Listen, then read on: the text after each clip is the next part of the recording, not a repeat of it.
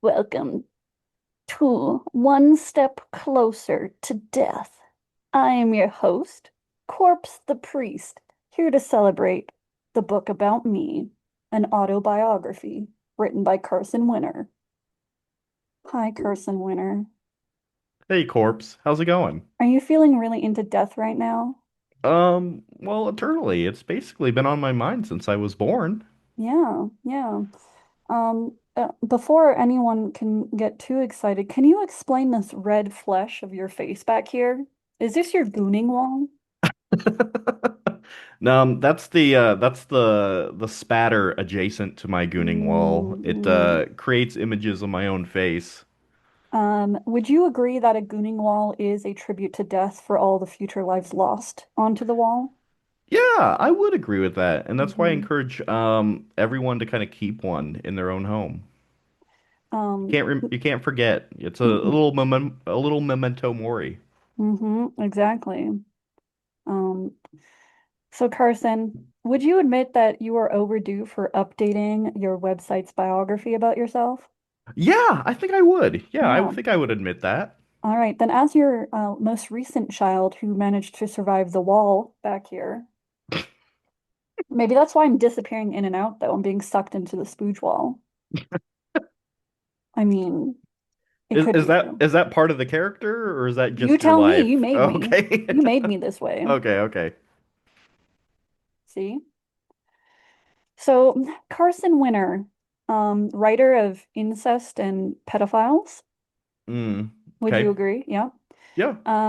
His short fiction has that's a terrible intro. I should probably cut that if this is going to go on YouTube. Carson Winter You're leading has this one. I'm following you. Carson Winter is a writer of very transgressive, aggressive, and pangressive That's very fiction inclusive. I feel where like that's good. yeah, Author of panaggressive fiction. where you explore a lot of really taboo topics in a way that is tactful and yet upsetting. Yeah. Yes.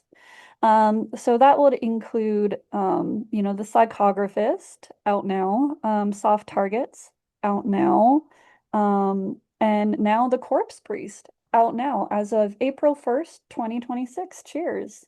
Oh, I can't even show it. I know the green screen doesn't like us at all. Oh, okay. Yeah.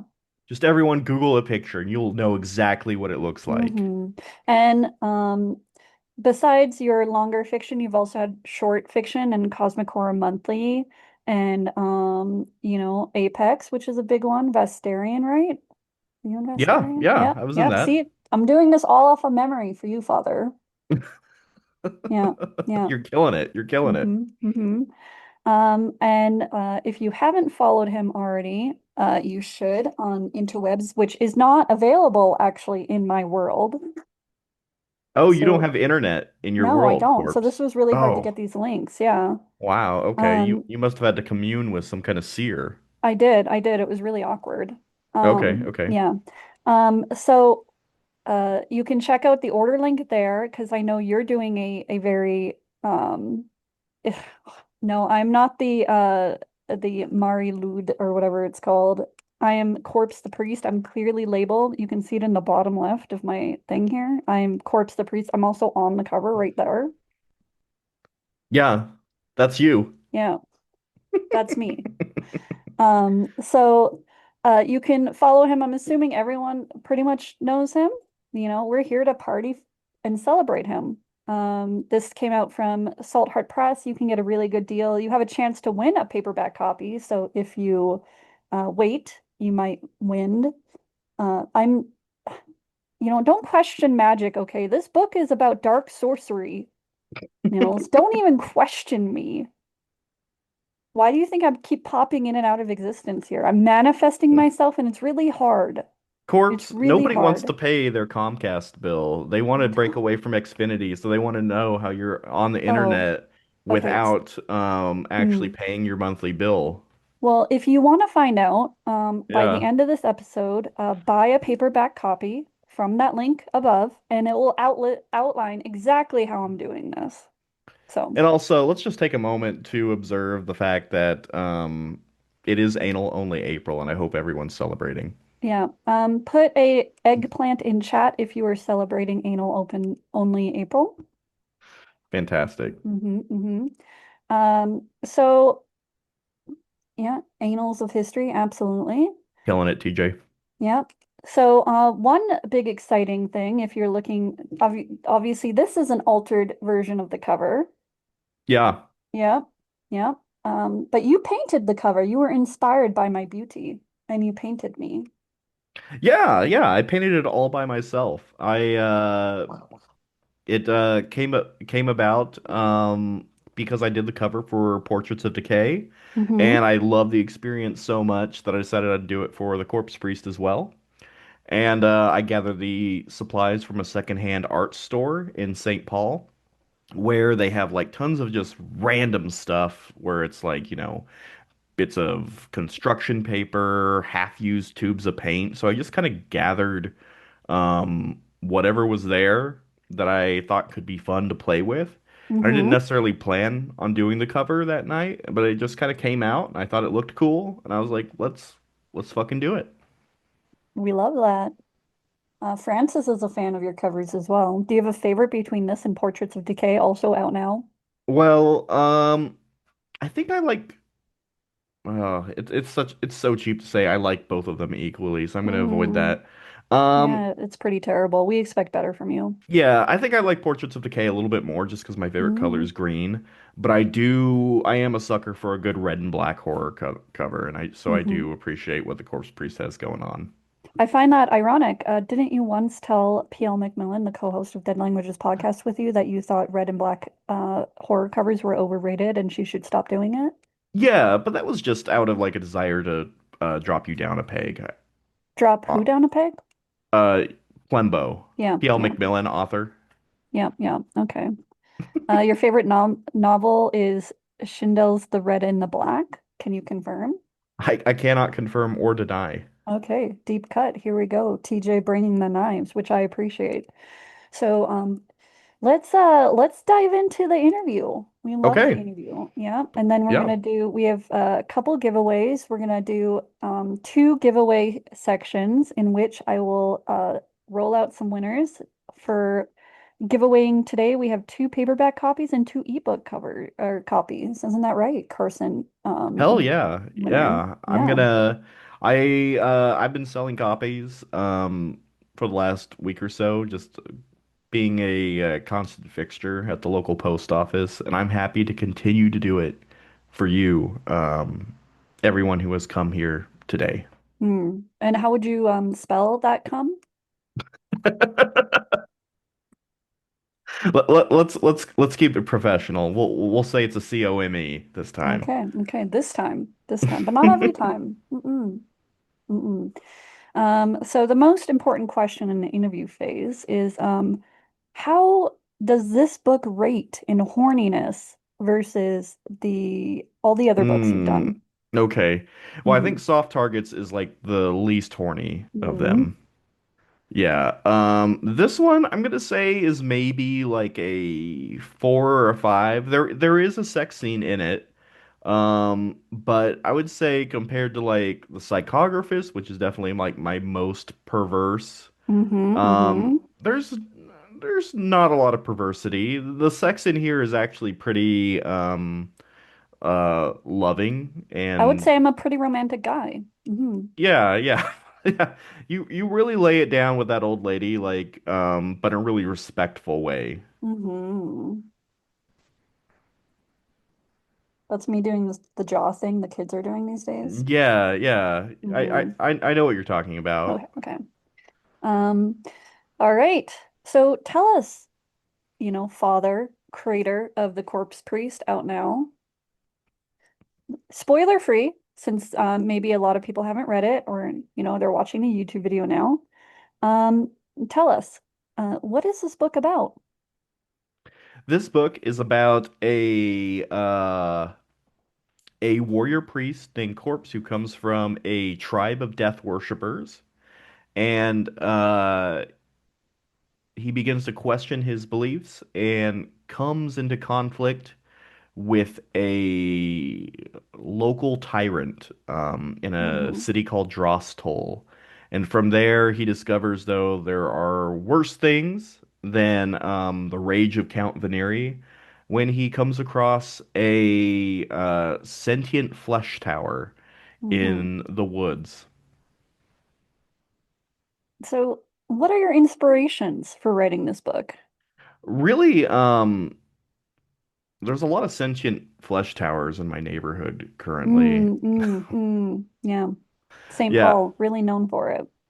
yeah. Hmm. So I decided on writing this about like 3 or 4 years ago, and what happened was I was kind of I one of my favorite creative exercises is I like to think about genres that I don't necessarily love, but how I could make them into something I love.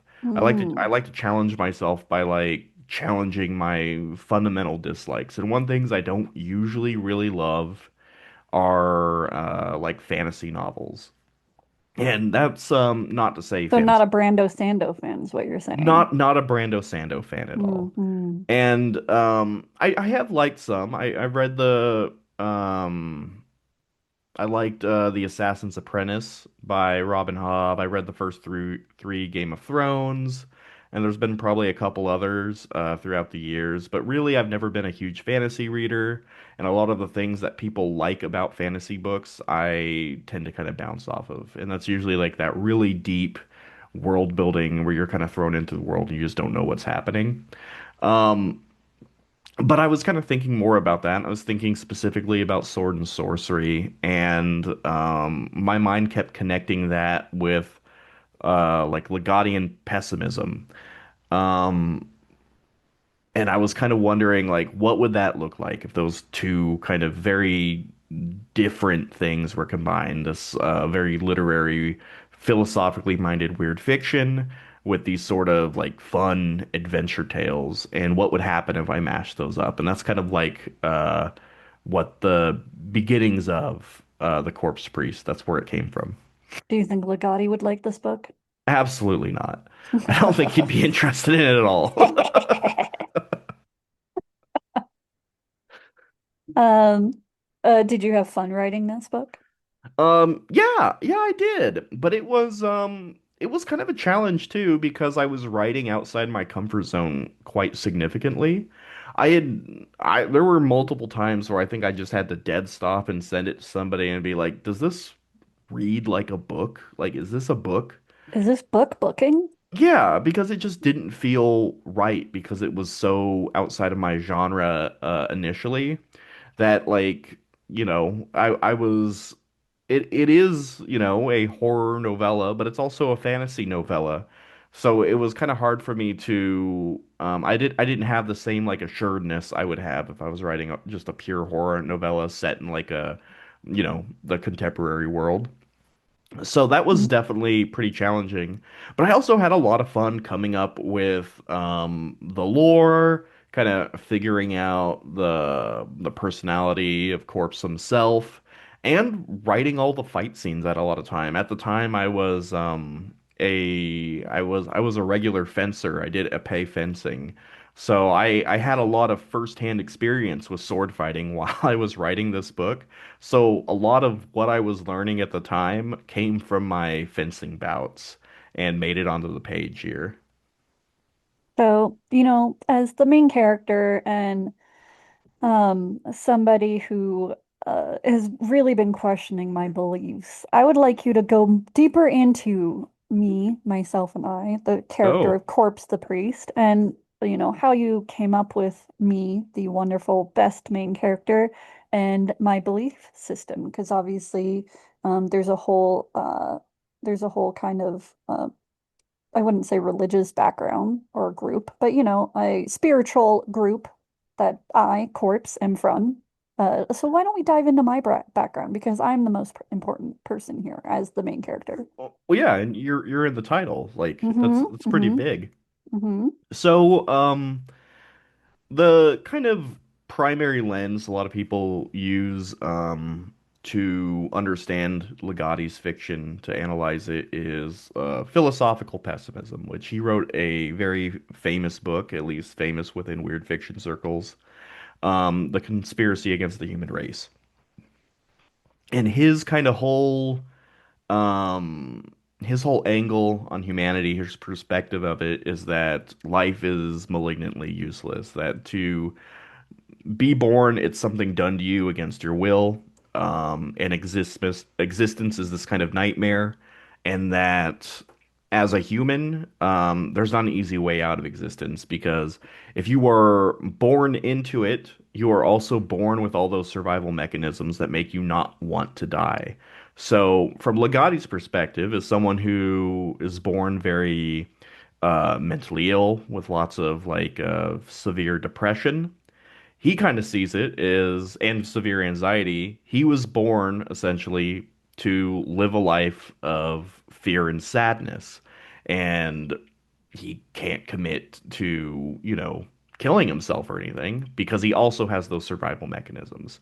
So I was kind of thinking about that with Corpse and thought that'd be a really interesting type of character to write. Someone who's amongst this kind of community of people who all share this perspective, um, that kind of brings people into it. All these kind of this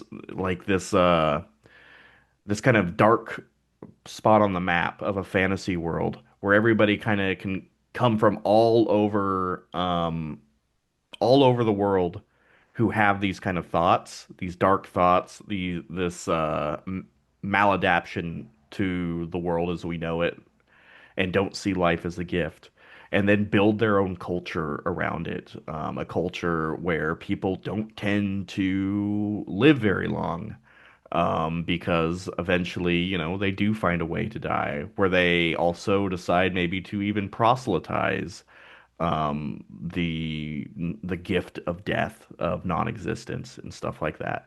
So, starting from that kind of seed of philosophical pessimism, it was really interesting to extrapolate that and kind of figure out, how would someone with those thoughts work within a community, and what would those communities' norms be?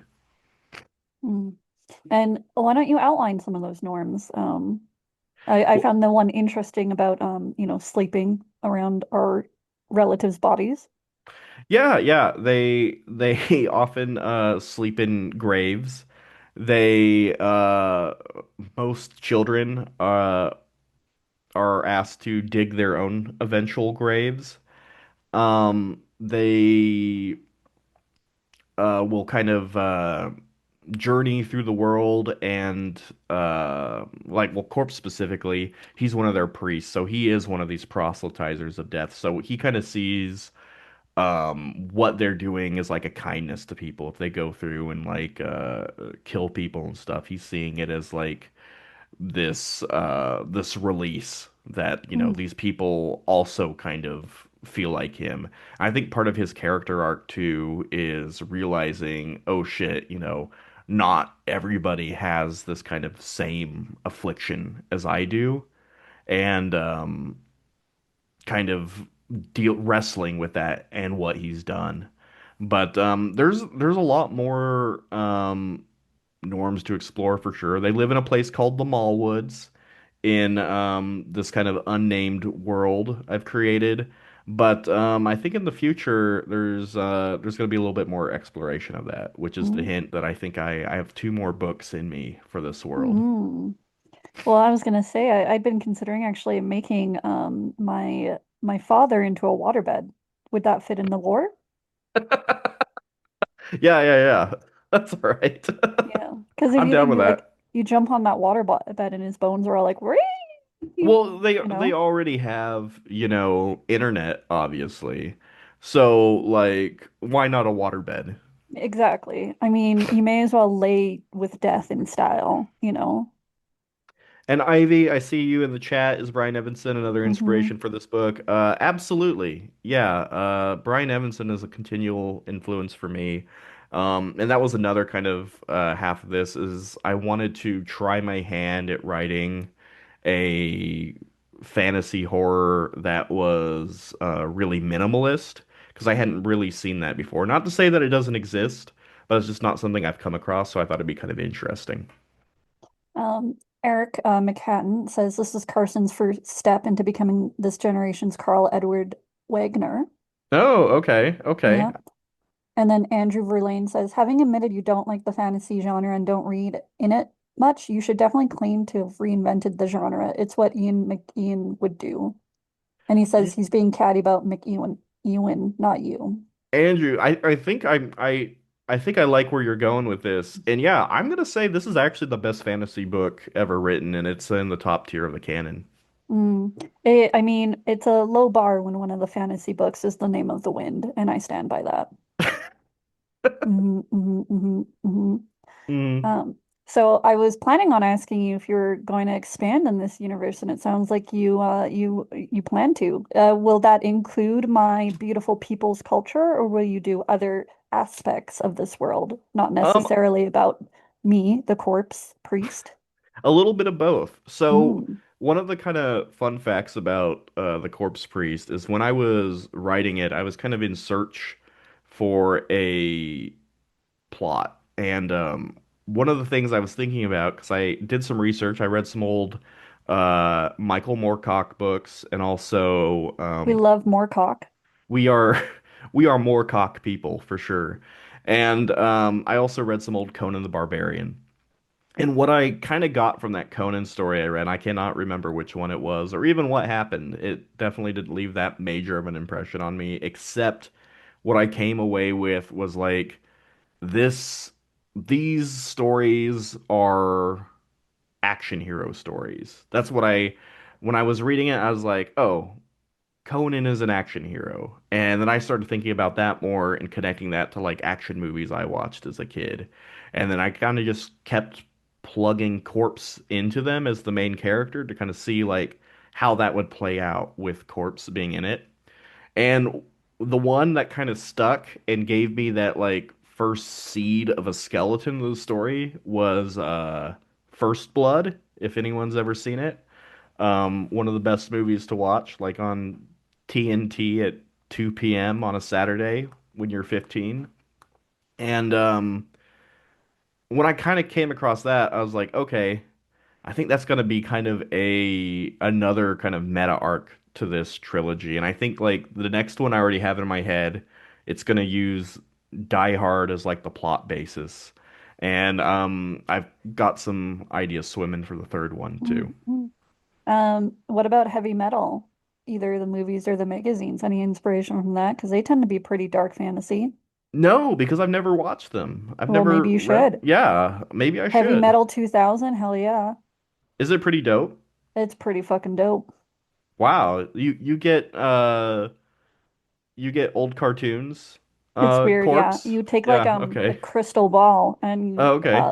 soak it in blood and then you tune it into the 90s and you get some pretty cool shit. Eon Flux is really popular. Oh, okay, okay. Mhm, Yeah, I haven't seen that one either. mhm, Christie, I do like Clive Barker. He wasn't like a primary influence for this one, but I would credit Clive for being what got me back into reading horror when I was like in my late teens, early 20s. So mhm, absolutely, very formative influence. mhm. Well, are we ready for the first giveaway, Carson Winter?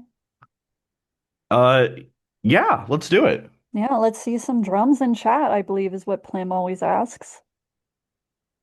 There we go. I'm going to do a paperback first and then an ebook.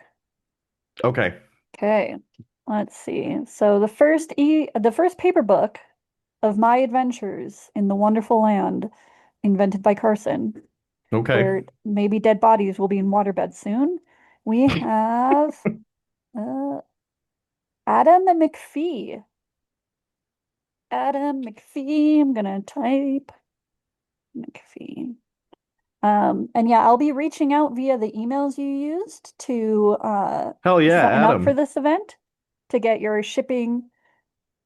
I'm gonna sneeze. I'm sneezing in my mask.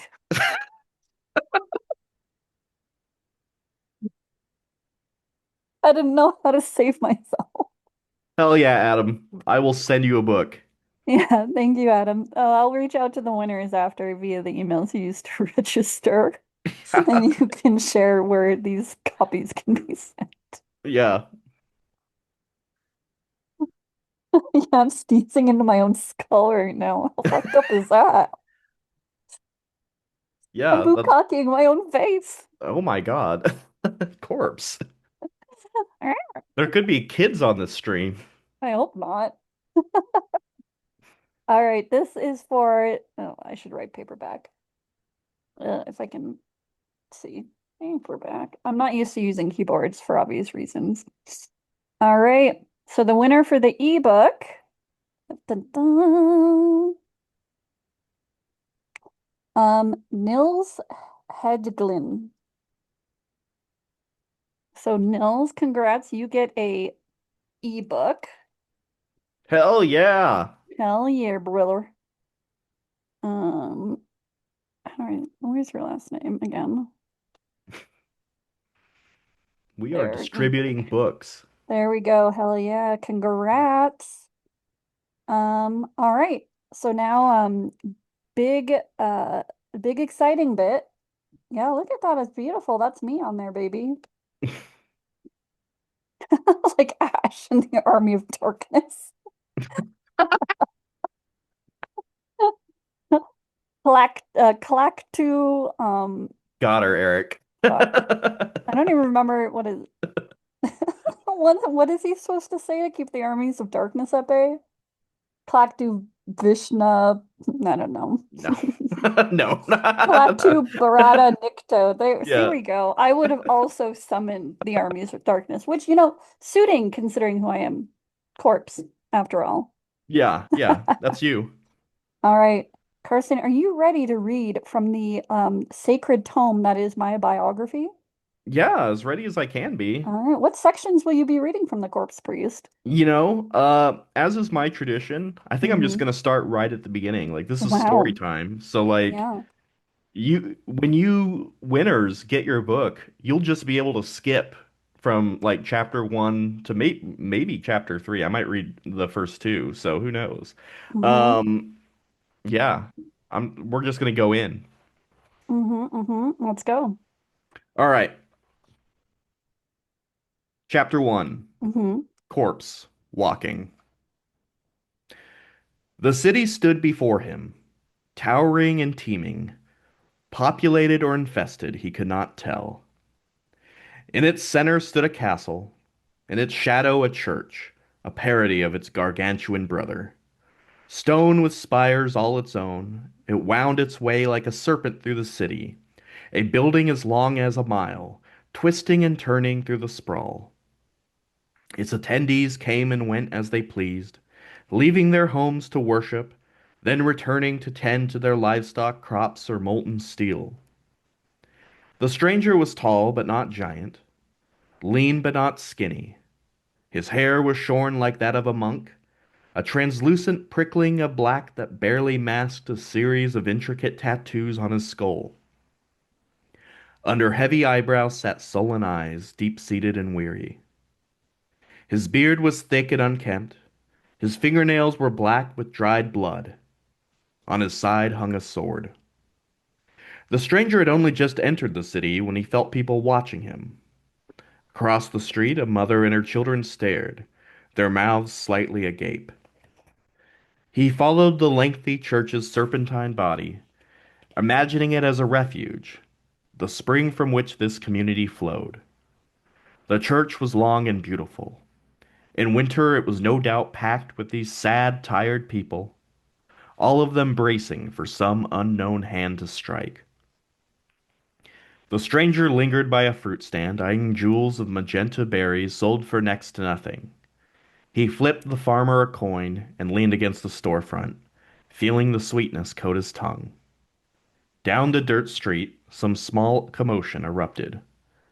A guard and his riding cat stopped. The beast reared up, and the armored man slid off its back, swishing his cape out of the way. A broadsword hung heavily at his hip. The stranger narrowed his eyes. There was a man there, playing music on a six-stringed instrument, plucking out an admittedly grating melody. The bard did not look up when the guard stood before him. Obviously annoyed that his presence had not been perceived, the guard took another large step toward the bard, then reached out and grabbed the lute by its neck, tearing it from his hand. The bard met his agitator's gaze. "Excuse me, sir," he said, with a heavy accent. "You're disturbing the peace," said the guard. "I am playing music." "Music?" The guard turned slightly, as a showman, to see if the commoners would laugh with him. Instead, they stared at the earth. To the bard he said, "Where are you from?" "The Ghost Cliffs." "I pity the state of the arts there." With a giant hand, he reached out to grab the bard's head, his outstretched fingers holding him like a ball. With a taut snap of his arm, he threw the bard backwards into the muddy street. The tattooed man let the rest of his berries drop. He squeezed between the shoulders of retreating commoners, a fish swimming upstream. The bard rolled in the muck, his eyes covered in the thick earthen batter. He righted himself on his hands and knees, but before he could stand, the red-furred feline opened its fanged mouth and hissed. The bard froze. "Good girl," said the guard, a wicked grin crossing his lips. He reached a tender hand to the horse-sized cat, scratching her chin. "I think Ingrid is hungry." The guard advanced. His foot smashed through the lute's body. It cracked and splintered, the strings snapping violently. "Not from around here, are you?" "No, sir," said the bard. Then he added, "But you know that." "Do I?" "I already told you. I'm from the Ghost Cliffs." "You think you're very clever, then." The bard said nothing, and the guard drew his sword. The stranger approached quietly, his hand on his pommel, pushing through throngs of the brave or ill-minded that remained. He could barely hear the bard's silence ceasing as his lips moved nearly imperceptibly in his own language. The guard whistled to his cat, and the great beast leapt lightly to her feet, its icy predator eyes glued to the mumbling bard. "Zot problemenk Dakari." The guard's blade sliced through the air, his face twisted in mad glee. With some pity, the stranger recognized the bard. He was a man who did not want to die. The stranger lunged forward, but as soon as he did, the guard's blade halted in midair. One child dropped their flowers and ran screaming. The roar of the city fell silent like the earth inside a grave. The guard swung the point of his sword from bard to stranger. "Another foreigner?" asked the guard. The stranger did not speak. His muscles hardened under his skin, his fingers wrapped around his sword's grip. "I saw your advance, you inked beast. Where are you from?" The guard closed in on the stranger, one brash foot in front of the other. "Tell me, hero, what were you going to do?" The stranger said nothing. "Deaf? Dumb?" He shook his head slowly. The guard's point, despite his bluster, wavered in the air. He was untrained, sloppy, his grip weak, his form non-existent. "Do you wish to die?" asked the stranger, finally. It was not a threat, but an earnest question. In his mind, he saw the action unfold in a breath. The guard would lift his blade and swing, horizontal along a sloping axis. The stranger would catch the blade with his own, pushing it down with his own strength and thrust forward. One parry, one deep push, and the stranger's blood would rinse itself in the guard's insides. The man on the ground screamed, "Dakari Estol!" The guard staggered, his blade's silver tip meeting the earth. He wore a curious expression on his face. Pain, terror, but most of all confusion. His arms stretched out in front of him. The stranger remained still, his hand resting around his sword's grip. The cat, Ingrid, purred impotently. Her pupils widened as she saw her master claw at his own face. With a fierce hiss, she turned, darted down the street to safety. Guard pointed to the bard, trying to speak, but nothing came out, except one thing. Blood. Lots of it. The bard stood tall, wiping the muck from his face as the guard gagged between hacking coughs and organs slipping out from between his teeth. A crimson fountain rained out of his gaping maw, soaking his tunic. The villagers no longer seemed afraid, but curious. They relaxed, leaned on posts. Some wore expressions of amusement as the guard thrashed wildly and vomited his stomach lining into the mud. The stranger's ears perked up. Down the road, galloping. You should go, he said to the bard. The man looked down to his lute. For a moment, the stranger thought the bard would not leave. He watched him closely, unsure of what this meant for either of them. But as the sound of the guards grew louder, the bard took his advice quietly and turned away, disappearing down an alley. The stranger was right. The man did not want to die. Meanwhile, the guard had fallen to his knees. His eyes had been sucked back into his skull, pulverized into jelly, now drooling out of his mouth as a pink viscous fluid. Another three came barreling down the street when they found their comrade. They recoiled at his state. Fuck the martyr, yelled a man atop a cat. Lore, what happened to you, man? The guard, before he died, before his brain trickled down the back of his throat and out of his mouth, reached with a feeble arm, trembling as mightily as the tip of his blade. He pointed. And these men, dressed in armor and wearing the finest weapons gold could buy, followed his finger to find it pointing at a strange man with a black scraggly beard and tattooed skull, sullen and dreary by his very nature. You, there! What is your name? The name came off his lips like dirt from the grave. Corpse, he said. I don't know, Plem. Should we do another chapter, or do you think that's enough? Who are you talking to? Corpse! I'm trying to read the time here. Well, you have 7 minutes after this is just a giveaway, and then the audience members get to grill you for 10 minutes after. So I would say you have 7 more minutes if you want it, or you can get grilled now. I say let's get grilled now. This next Yeah, hell chapter is a yeah. little longer. Hell yeah, brother. But thank you all. Yeah. So I saw Ingrid appears in this. We love a good cat appearance. Was that deliberate? No. Yes. It was because I had to name a cat, and there was one cat near me. And cleverly, as an author, I decided, Mm-hmm, what about if instead of Ingrid, I called her Ingrit with a mm-hmm, T? And mm-hmm. yeah, it was Yeah, just so a little legally example of my distinct. brilliance as an Yeah. artist. Yeah, legally distinct. Yeah, Yeah. absolutely. Um, so Yeah, if Clover was in the room, TJ, he mhm. would have been the one. Yeah, yeah, but with a T. Hmm. Clover. Yeah, Clovert. Clover. Yeah. Clover. Which we sometimes call him. Yeah. Yeah, Jinx, you owe each other a Coke or something. I don't know what you guys do in this world. In my religion, it's Jinx, you owe another person a stab through the heart so they can finally give up on the machinations of life. Finally, right? Yeah. Yeah. So we're gonna do the next giveaway. So first is the paperback. Yeah, give me those drums. All right. Andrew Verlaine. Wait, Andrew, weren't you the one who said you were in Dublin? Andrew, are you in Dublin right now? Are you in Dublin? We probably wouldn't be able to Yes. send a paperback there, but Okay. we could What about an absolutely send you ebook? an Okay, ebook let's just switch you to the ebook and then, if that's that, all right, Andrew. yeah. Verlaine. Hmm. All right. Congrats, Andrew. You're getting an ebook. Okay, now we'll do the paperback again.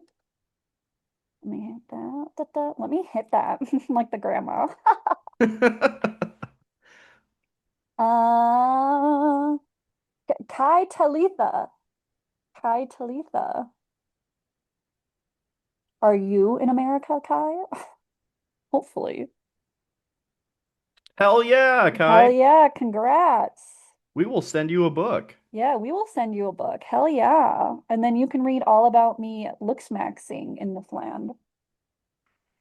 So now corpse Corpse maxing maxing. I for like that, sure. Yeah. TJ. So now we have some time for audience questions. So I'll start off with the obvious one that Plimbo always starts with.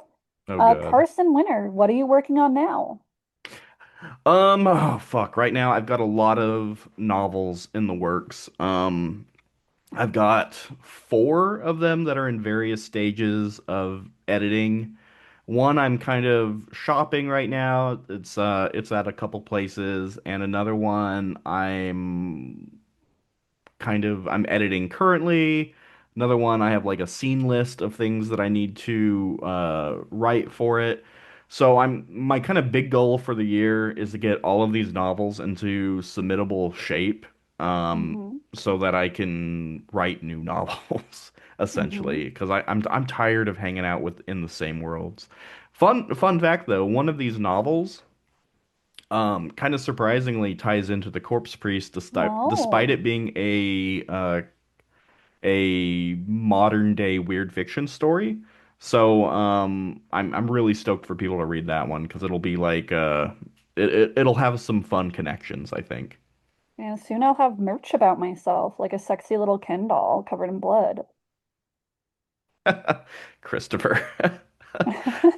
Surprisingly little, but that's actually a really good comparison. Yeah, he's got real Farquaad energy. I want to say Andrew is so happy about winning that he says he's so excited about winning. I'm going to cum max. Okay, Is that one okay. of the biggest compliments you've ever gotten as an author?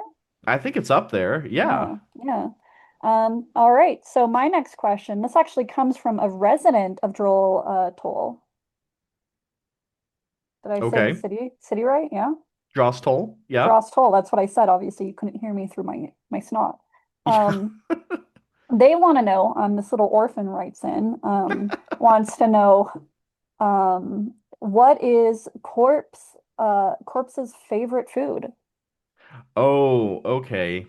So I think Corpse has kind of a difficult relationship with food because I think when he eats meat, he feels kind of he feels a little bit too much about the animal's death. So I think Corpse is actually kind of a vegan, and Mm, but he's not too picky. He'll be an opportunistic carnivore, but I think his favorite food is probably just some good old fresh fruit. mm. Well, I was gonna say that old grandma wasn't didn't think I was a vegan when I was eating her taco, am I right? Yeah, that's right. Yeah, Yeah. that's probably Uh, my most passionate lovemaking scene I've yeah. And written. we weren't related as far as I know. No, until I like retcon that in the third Yeah. one. Eric McCatton wants to know, any chance Corpse crosses over with one of your other Winter Mythos heavy works? Absolutely, Corpse does. Corpse actually crosses over with, let me see here. In the Light of Their Bones, short story I wrote, and also Hmm. Zero Boundaries podcast, 182, and also, oh, let me see here. There's at least one more. Oh, The Guts of Myth. All of those take place in the same world as the Corpse Priest, even though it seems unlikely at this point. Mm. TJ Price says Ligotti references the Annie anti-natalist philosopher Peter Vessel Zapruffle in Conspiracy Against the Human Race quite a bit, especially Zapruffle's The Last Messiah, which mentions how the technology of our modern age exacerbates humanity's tragic curse of self-awareness. Did this consideration key into your decision to set a philosophically pessimistic fantasy in a more primitive or less advanced world? Could Corpse exist in our modern day world? Also, what does Corpse think about Nana? Oh, Uh, anal. oh.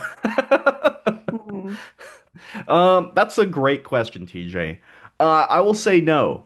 That wasn't a key influence on this one, but it is interesting to consider. I would say a bigger influence on it, or a the greater reason to set it in a secondary world was really more about genre sandbox play.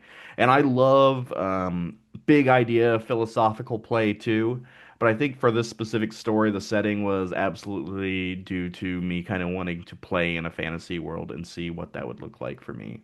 Hmm. Um, Corpse, think about Nana or Yeah, anal. or Um, anal. Well, okay. obviously, I'm into Nanas. We've seen that. So this is actually a great question, TJ, because there Hmm. is a canonical answer to this, at least Hmm. from the author.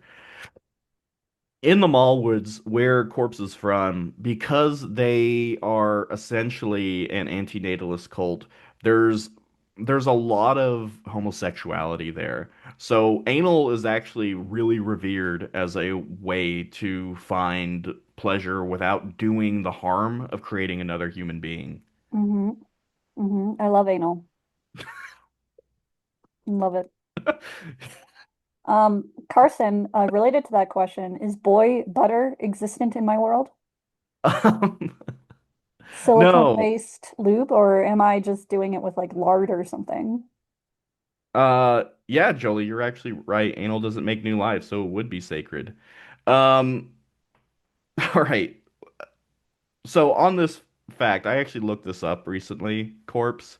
Yeah, Um, thank you. do you know there are homemade lube recipes and it's basically like cornstarch and water? That sounds gritty. I apparently it's real.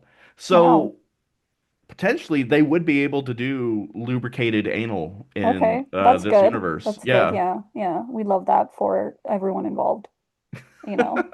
Yeah. So, Andrew Verlaine says the flesh wall concept reminds me a bit of Bryn's Useless Society. I love society. And then call out to Odd Jobs, which is where your story, the Bones one, Yeah, in the light of their bones. in the Yep. light of their bones appears. Odd Jobs out now. It's corporate horror. Yeah. Yeah, Chris said he had a feeling about the guts of myth. Yeah, that's a really good one. Also out now. You got a good vibe, Chris, but it Mhm. might not necessarily uh connect in the one-to-one way that maybe people would suspect. Mhm. But that's these kind of connective points are going to be something I'm continuously exploring, and I have at least two novels planned that are standalone novels, but will also kind of take place in this mythos um, that I'm really excited to write in the future. And so Mhm. you'll get a little bit more of that. TJ says he has another question, but it's really more of a comment, so I guess we'll wait for that. But Chris also says you have a lot of nostalgia for the action movies of the 80s and the 90s, but with the 2000s being 20 years in the past, that's really hateful for you to say that, Chris. Do you have Man, any Chris. nostalgia for action movies of the knots? And then Um, Eric does suggest that Corpse 3 will be based on Too Fast, Too Furious, Too that's a Dead, great Too Bony. That's actually a great idea, Eric. That's amazing, actually. I love that Hmm. idea. Yes, I do like a lot of action movies from like the 2000s. Not this one doesn't quite count, but I feel like we can't really talk about Millennium action movies without mentioning The Matrix. I absolutely loved The Matrix when I was, 12 or 13, which is Hmm. about the perfect time to love The Matrix. I also love the John Wick movies. Sarah and I recently watched Taken for the first time, and we thought it was just like such beautiful nonsense. It was just great. So yeah, absolutely. I love a good dumb action movie from any era. I'll watch just about anything Jason Statham is in. Hmm. Another question from one of the many orphans, um, in Dross Toll. Um, what do I smell like? Oh, you're gonna have some odor. Yeah, Hmm. you're gonna have some odor. You spend a lot of time wandering. Yeah. Um, Do you I pro have shoes on? yeah, yeah, Okay. yeah. You got some shoes. Okay. Um, but yeah, there's gonna be some strong BO, but I think Mm. in this world, people are probably gonna not be as sensitive to it. How's my manscaping? Non-existent. Okay. A Full level of bush. hair? Level of hair? Um, Not a lot on the head. Hmm. It's shaved down. Yeah. Big bushy beard. Yeah. Okay. Right, maybe like medium amount of like chest hair. Okay. Okay. Okay. Back hair? Back hair, not a lot of back hair. Okay. So we're thinking kind of like Conan. Wait, he manscapes. Never mind. Yeah, he's like waxed. Yeah, that's not me. I'm Chris, I oh agree. not Crank well. was iconic. I love Yeah. Crank. What are you in the end, what are you hoping people will take away from my journey, Carson Winter? Me, corpse, the priest, and my journey questioning death and flesh towers. Um, Honestly, I just hope they have a good time with it. Like Mm, that's kind of, there's books I've written where I've felt like there's these really big ideas at the heart of them. Like The Psychographist was very much about marketing and kind of our place in this like late capitalist society where we're dealing constantly with our wants and needs being exploited. Soft targets with gun violence, but also the sort of media circus where gun violence in our society becomes its own sort of escapism and entertainment. But with the Corpse Priest, I really feel like it's a lot less about the externals of society and it's more about the internals of who we are, how we're born, and what we do with it. And I hope people just like have a good time with Corpse, enjoy the world, and get that kind of same like horror movie high you would get from just like buckets and buckets of blood on screen. And if this were to become a sexy HBO Oh yeah. series, uh who'd be playing me? Ooh, okay, okay. Mm-hmm. Oh, that's really hard. I haven't even considered this. It's got to be someone young-ish. Mm-hmm. I have a better I have a better idea for Mirth, the older woman in the narrative. Okay. Who's Where that? probably like Helen Mirren or something. Oh yeah. But That's a Paul hottie. Bettany, that's a good one, Eric. Mm. Maybe might be a little bit too old right now. Oh, Sigourney Weaver, also great. I love that TJ. I wouldn't mind. Oh, weird the weird looking Skarsgård. I like that. I feel like Dev Patel wouldn't be bad too. But I feel like it's like too on the nose with the Green Knight. Mm-hmm. Mm-hmm. Oh, the heated rivalry boys. Hell yeah. Hell yeah. I would be Oh, the Russian, I think. yeah, the Russian. I think Oh, he I would would kill have it yeah, actually. and he is like fucking huge cake too. Canonically, now I have huge cake. Yeah. If that dude played Corpse, like I think we would need to have the anal subtext of the novella would be immediately apparent, I Mm-hmm. feel like to Yep. everyone. Absolutely. And just imagine me running around fighting people with my huge cake, just straining my leather pants, while I use cornstarch to lube up. And Eric's putting his foot down, not Chalamet. Okay. Oh, Oh, Chalamet being yeah. the Count could be fun, Oh, but yeah. I don't know. I think he's a little young. I Mm-hmm. could see it though. I could see it. It could work. Well, I think uh Eric, do you I'll really hear a lot about heated rivalry at home? mm, Are you not watching it, dude? I couldn't get past the third episode. Why? I just like it had no plot. It was literally just porn. And I'm too busy fighting out here to be watching straight porn when I could be banging grandmas. Like what the fuck? Sarah and I watched it and we enjoyed it. We also like hockey though. Yeah. Well, apparently Eric's wife fell down a pipeline of reading the books into watching professional hockey. So Oh that's that. yeah. They probably weren't expecting that pipeline, or maybe they were. Actually, that's what I want people to take away from this book is that there one should revere age, and Mm-hmm. try to break free of society's obsession and expectations of youth. Absolutely. Now, if you weren't one of our lucky winners, I did post the link to where you can order the book. Keep in mind, if you get the paperback signed by Carson Winter over here, you'll also get an ebook as part of the price. Yeah, yeah. Um, I just eh, give those things away. yeah, and would 100% recommend buy it straight from his website because that's where he makes the most money. Yeah, if you're gonna buy an ebook from my website's awesome. But if you're abroad and you want a physical copy, I am not gonna be bummed at all if you Hmm. buy it from Amazon or any other any other major market that is has Ingram books supplied there. Ultimately, I want Hmm. people to read this book. Hell, Hmm. if you illegally download it, I will at least wait 6 years to sue you. Hmm.